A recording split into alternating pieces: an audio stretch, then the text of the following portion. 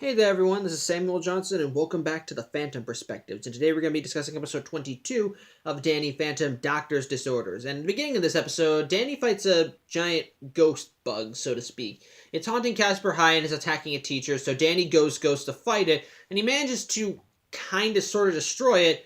Only instead of just utterly decimating it, it winds up splitting off into lots of other little bugs that fly into Casper High.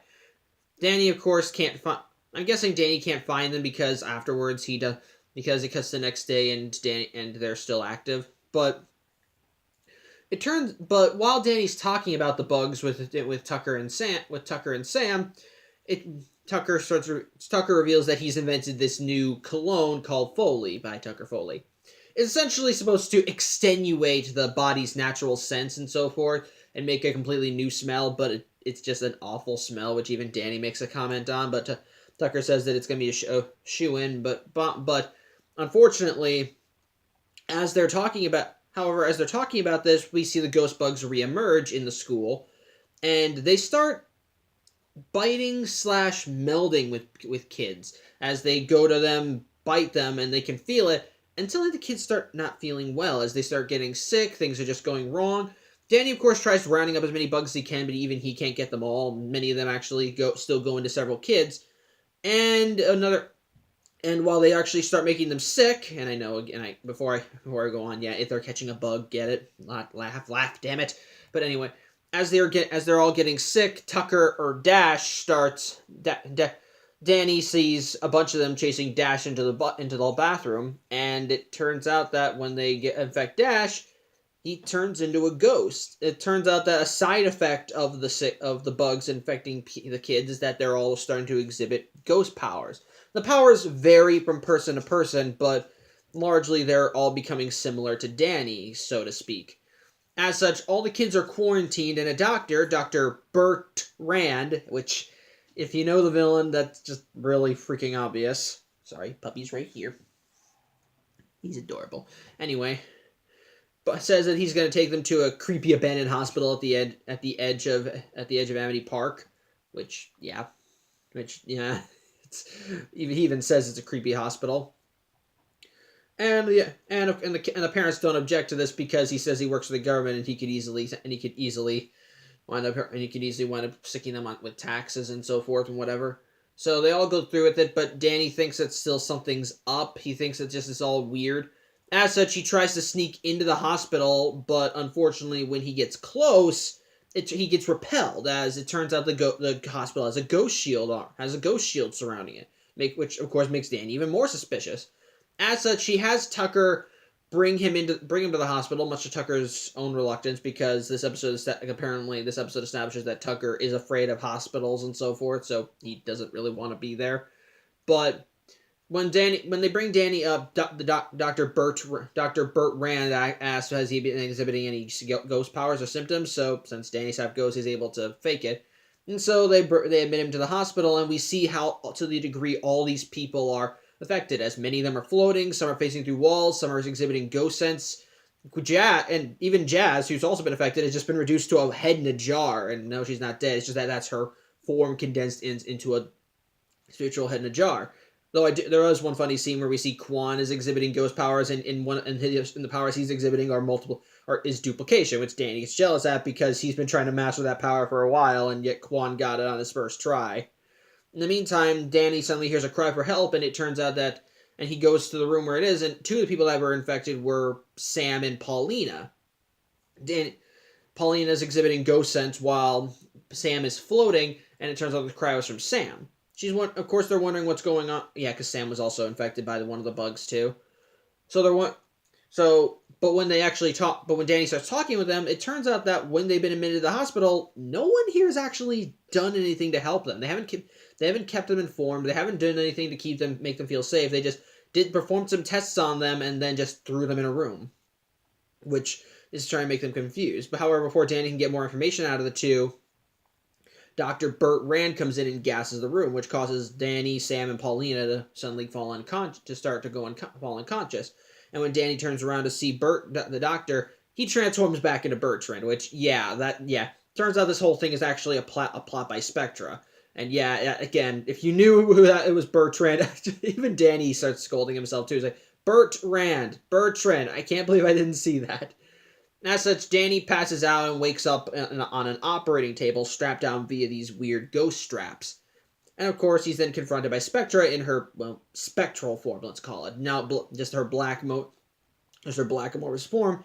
And it turns out her plan for this whole time, her plan for this was to try and infect the kids with some sort of sickness that was so severe that she'd be able to get them into a single room together, that she'd be able to get them in a single place together. As, like with the last time we saw her, she still wants to have a body that's young and youthful and so forth. And the reason she brought all these kids here is because she wanted to take one of a part of each of the kids that were meant to be that she thought was good, like Dash's muscle, Jazz's brains, and Paulina's nearly flawless skin, which apparently she has a mole somewhere. We don't know where. It's just, again, sorry, it's just that's funny. But the last thing she needed to stabilize, and we see the body, and it still looks powerful and a little attractive. And so she says that the only thing that she needs now to stabilize the body is Danny's DNA. As such, she puts Danny into this little tube or whatever with a vacuum, which is, I'm guessing it's supposed to like suck up some sweat or something. I don't know.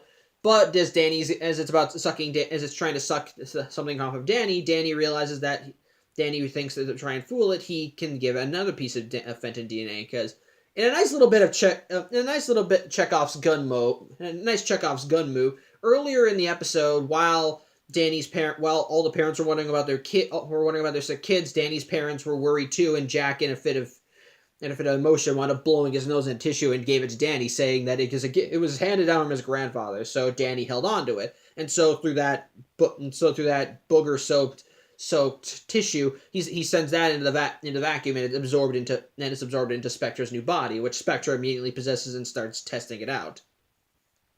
At the same time, though, Danny managed to call for...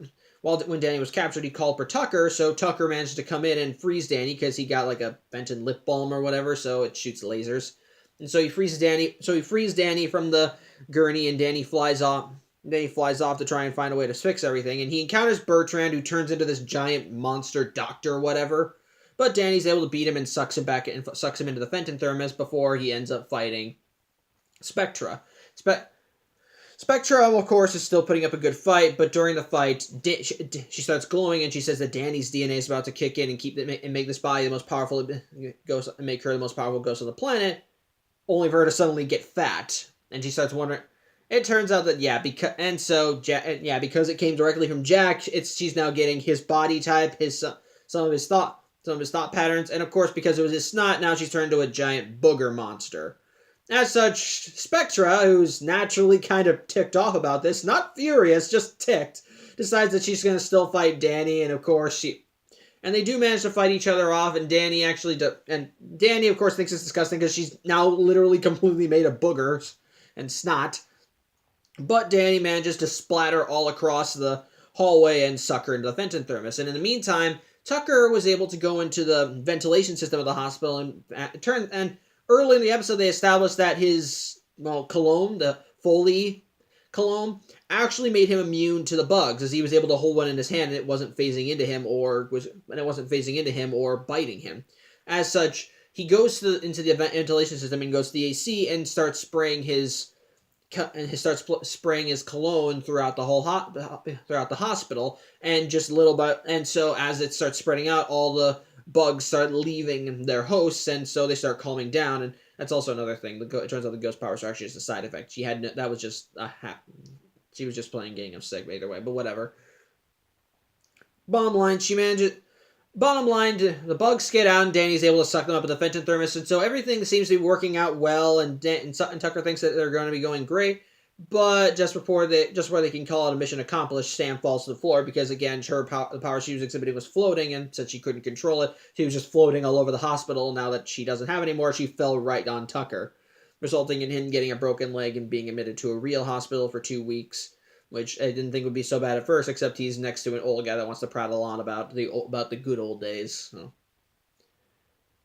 So on the whole, what do I think of this episode? It's actually pretty alright. I think again, one of the again, I think I actually do really like Spectra. Again, Tara Strong does a great job of making her kind of making her disturbing yet kind of sensual sensual, but at the same, and also kind of keeping a little bit of her peppiness despite the fact that she's doing all these despicable, diabolical things. I like Bertrand too because he still treats us all like it's just a day job. Like when he comes in disguised as Dr. Bertrand, he talks about how they say, "Are you with the government?" It's like, "Yeah, sure, let's go with that." It's just really nice because he's just obvious because it's obvious that this is just like this is just the daily grind for him, and it's a job he just loves doing. And of course, I still like and of course, Spectra is still, and of course, still got Spectra and her creepy design. Again, I talk about how Tara Strong does add to this role, and on top of that, and she's still funny. It's still nice. Like, they're still good villains, and they're still very good and interesting villains in that regard. And again, the plot is still kind of keeping in her vanity, and again, it's still just trying to for her to keep her vanity in youth as she manages to create a new body that. The only reason that she managed to fail was because, well, Jack happened to blow his nose and gave the tissue to Danny. That's the only reason that her plan failed. Again, I guess another reason to stop her was that the ghost powers, while they weren't intentional, because the teenagers because they weren't natural as like Danny's, though even then his wasn't natural. I don't know. Bottom line, their bodies wouldn't be able to take it. Eventually, they would burn out. But again, which again she doesn't care about. She got what she wanted from them. But again, it's still I kind of like that was just an unintended side effect. She doesn't care that the kids will die as long as she gets what she wants from them. And of course, it's still got some nice laughs. Though I don't know how though Tucker's fear of hospitals just kind of seems to come out of nowhere, so to speak. Though to be fair, we've never seen him. Have we seen him during the Nurse's House Report? I don't know. But bottom line, it kind of feels like it's a little out of left field for just kind of made for the episode. I don't know if there's maybe there's a future episode where it's referenced again. I don't know. But bottom line, but it's just it feels like it's just there for the episode in some regards. So that's kind of a thing. And even the kind of the resolution, while they do hint at it earlier on, I feel like they could have actually. I'm guessing that they didn't actually know the full extent, so maybe they weren't thinking of it. And on top of that, Tucker didn't want to go into the hospital in the first place, so maybe it just hit them later. I'm guessing that it just hit them later, like some plans do. Like you don't think about it until a moment you realize, oh wait, we have that. So I guess that kind of works, and so in kind of a nice regard. I think another thing that works for this episode's advantage is the hospital setting. Like, I think it does look like a creepy abandoned hospital. It looks disturbing and just kind of weird. And to make it kind of more disturbing, it does feel like it's haunted, especially since all the kids are exhibiting ghost power. So as Danny is being led through the place when he first enters, you see them all looking sick and awful, and all of them just all of them phasing in and out. It actually does look like it actually does kind of it does feel like it reeks of death in that regard, and just kind of and the kids just kind of fill in as the ghosts, which I think kind of helps add to the episode's mood. But I'm just trying to wonder though, but at the same time though, while this episode does have a lot of good aspects, I'm still kind of wondering why I'm thinking it is just all right. Like nothing, like it's not a bad episode because again, I like Spectra and I like Bertrand. They're nice villains. I like that her plan really is just for her vanity, so to speak. Actually, I think that's one of the reasons too. It is perfectly in character for Spectra. It's just that in this case, it's just her getting her vanity. The stuff with the kids and the ghost powers and the eventual burning out, that's a side effect. Again, it's not bad at all. It's perfectly in character. It just feels like it could be less since the last episode literally was her just trying to literally dig into their insecurities and imperfections to try and make them feel worse and worse, and the worse they felt, the better she felt. Which I guess you can say the same thing it's a similar thing here too, because she's making them sick to get them where she wants them, and then take what she needs from them, something that's their best quality. But at the same, again, I think that is a bit of a problem. And also, again, there's also Tucker's fear of hospitals, which again has not come up at any point before this episode, and has not come up. And to my knowledge, it hasn't come up at any point after this episode. For I could be wrong, but it just kind of feels out of place, so to speak. Like it's just there to kind of fabricate a conflict for Tucker. So, I don't know. That doesn't really add. And again, there's still the villain's plan, which, again, is not bad for Spectra. It makes sense for her. It's not...